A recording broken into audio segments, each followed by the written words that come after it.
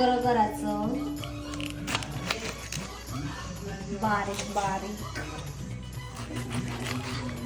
ऐसच तुकडं करून यानं टाकायचं तर त्याचा अजून चुरा करायचा.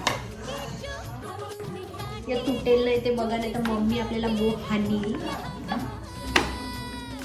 आपण काय बनवित आहो आपल्याकडे निय होतं तर काही समजत नसतं काय करायचं ना काय नाही. आम्ही यूट्यूब बघून शिकायचं सगळं करतो.